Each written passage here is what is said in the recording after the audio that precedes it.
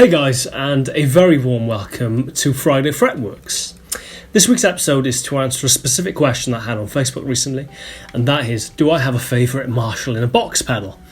I know the whole idea of an amp in a box style pedals are a fairly divisive subject, and depending on who you ask or when you ask them, people either love the idea or absolutely hate it and totally disagree with the notion that a pedal can capture the magic or kind of tonal variations, all this kind of stuff of an actual amp. And to be honest, I've tried pedals which would kind of throw me into either camp, to be honest, depending on what pedals you're using or what amps you were trying to actually recreate the tone of. It's a fairly difficult thing to do, and there are certain pedals that do it very well, and there are certain pedals that don't come anywhere near the kind of amp they're trying to recreate. So I can see why people will argue to either side, to be honest. Today I'm going to highlight two pedals that I think kind of capture a Marshall, quote unquote, that sound kind of very well. They're totally different eras of Marshall that they're trying to kind of recreate. But there are certain tonal characteristics to each pedal that I very much like, and there are little kind of features on each that are very cool, and just kind of generally get you in that ballpark, which is quite a cool thing.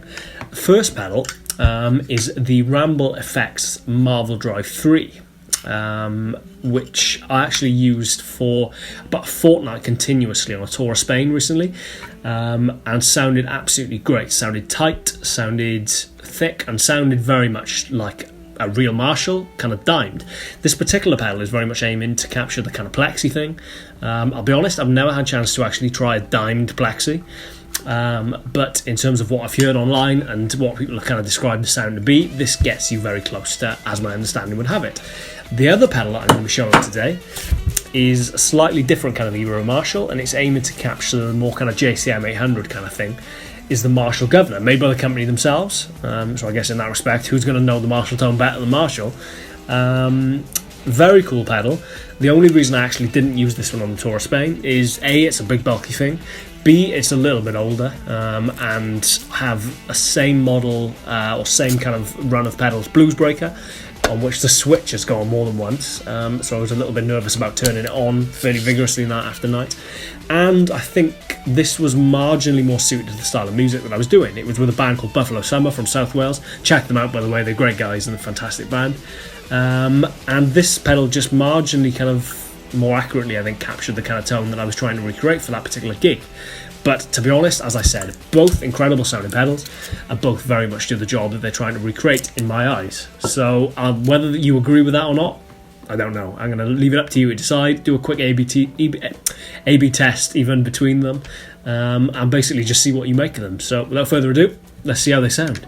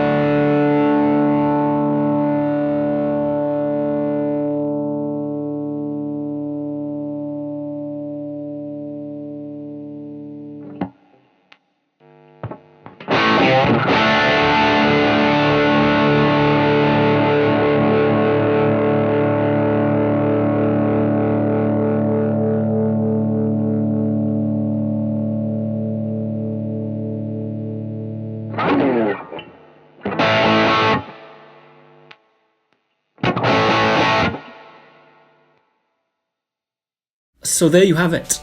As I said, there are tonal characteristics to each pedal that I very much like, and there are some very distinct differences between the two. Both sound great ultimately, which is kind of the main thing, to be honest, but you can kind of see where each would have its place, and how each would kind of fit differently into different styles of music. For me, the Guv'nor is a little bit more pointed in its mid-range. You get that very kind of almost kind of honky kind of thing that you get out of Diamond JCM 800s, that very kind of mid-range focus kind of thing, whereas the Ramble effects, the Marvel drive, is a little bit more, I want to say full range. It's obviously not full range, it's that very kind of mid-focusy Marshall kind of thing, but comparative to the Guv'nor, seems a little bit more kind of sizzly highs and kind of big bottom end, I guess, ultimately, which, as I was running it into my Artist 30, my Black Star Artist 30 for the tour that I mentioned earlier in Spain, paired particularly well with that amp. This, not so much, but who's to say it wouldn't pair better with another amp and leave this one in its dust? There's no deciding between the two, to be honest. Both sound great and both very much have their uses. So I hope that cleared things up for you. As I said, these are my two favourite Marshall in the Box style pedals that I've actually had a chance to try. I've tried a couple of others, not to mention any names, that I think would fall into the category of not quite nailing that sound. But you know, one man's meatloaf is another man's poison, as I heard recently. So just get out there, try some pedals, see what you make of them, and make your own decision. You know, as much as YouTube videos like this are great and give you a rough kind of ballpark idea of how these pedals sound, get out there, do your own research, and see what you make of them. So thank you very much for watching. I hope you enjoyed it. If you did, please don't forget to subscribe, share, like, comment, all that kind of stuff. Please let me know if there's anything specifically that you would like to see me do or try, or any of that kind of stuff. Left to my own devices, as I've said, I will probably run out of ideas fairly soon. So please get in touch. Just generally, you know, make yourself known. Thank you very much, guys, and I shall see you next week. Cheers.